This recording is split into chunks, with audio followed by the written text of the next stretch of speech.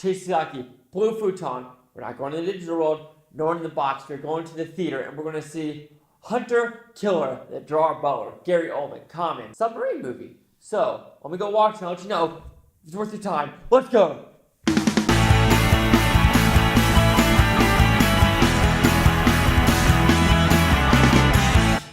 Bam! Bam!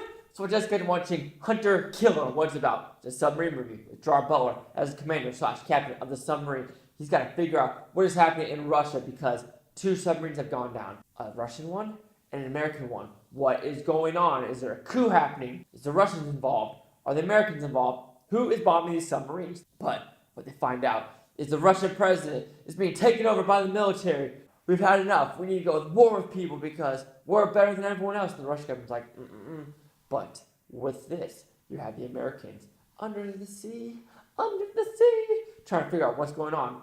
And then the Navy SEALs above ground trying to figure out and save the president of Russia, as well as you're at the Pentagon figuring out what Gary Oldman and Common are fighting about to go and see who is right about what they should do over there in Russia. So what's good about this movie? I kind of like how the story was fleshed out because, of course, in the trailer, you know Common and Gary Oldman being on the Pentagon side, and you know Gerard Butler is the commander of the submarine, but you do not know about the Navy SEALs part and what is Russia doing at the same time. So I enjoyed that part because anything with the Navy SEAL scenes, it was kind of cool to watch, even though it was a very cheaply made movie, because like jumping out of the plane and stuff like that. I still enjoyed that part of the movie of understanding that it's not just a submarine movie, and they kind of hid that from the trailers. So it's kind of a surprise watching the movie. You're like, oh, I did not expect that. That's kind of cool. And it is kind of like a war game style movie. It ain't non-stop action. It's actually understanding what we're kind of trying to do in these situations. Is it the right thing to do? Of course, it is movie-vised. I don't know if movie-vised is the right word of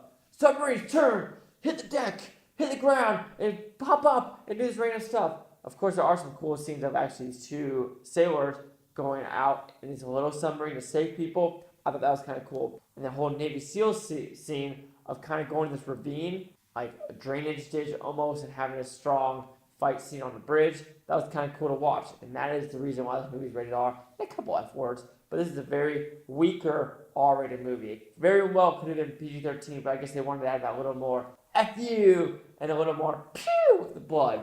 To me, the movie was structured well. It kept me entertained. It was silly at the same time, but it's a very serviceable movie, and some scenes actually make sense about the whole, who should you trust? Are they allowed in some rooms? Is this treason? There are some good one-liners in this movie too, like, you're going to be court-martialed for this. Well, I'm going to keep you alive so you can make sure you testify against me because I'm going to make sure you're alive. Well, of course, I just totally it's kind of that interest in that, but not really. But that's kind of dialing this movie, and I kind of enjoyed it. And it was kind of funny, and it was meant to be funny, and it works. So, Hunter Killer will receive a 3 out of 5 blue futons, which equals a 60%. So let's see the critics and your scores gave Hunter Killer. I'm pretty sure the critics probably didn't like it. Alright, you had the critics at 37%, and the audience at 81%. I did not think that was going to be that high, but here's the critic consensus. Much like the submarine in its story, Hunter Killer cruises the murky action depths, following a perfunctory course into territory that has been charted many times before. But yeah, it's a serviceable critic consensus. It's still an enjoyable movie. You can still kind of dink and watch what's on the screen and enjoy what's happening. And that's what I kind of did with this movie. You can kind of tell, though, it was not the biggest budget movie as a whole. They probably spent most of the money on the actors involved in this movie, because some of the CGI just really didn't work. It involved the Navy SEAL scenes as well as the underwater scenes of stuff blowing up and the final action explosion in Russia. Very CGI and very fake. So do you agree with the user scores? 81, my 60 are the critics 37%.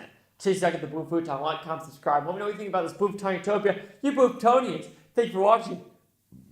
Another burp, and have a great day. Oh, yeah, I went to the Pentagon, and you have your identification card, like right here. It shouldn't be bent. I'm just saying, I'm pretty sure there's some chips and stuff in there that if it's bent, it can't work. Then if it doesn't work, you gotta wait in line for like 3.5 hours to get your new ID card. So when you're at the Pentagon, and just some stuff on the uniform didn't work. But hey, I heard this was also approved by the Navy. If it was, Yeah, I mean, maybe probably should have done better, but then of course, not a lot of movies are because I mean, like Freedom's Forgotten with the Air Force thing, that was so bad. But yeah, Hunter Killer, yeah, I do like how they did like the subs were moving, like me, don't fall, don't fall, don't fall.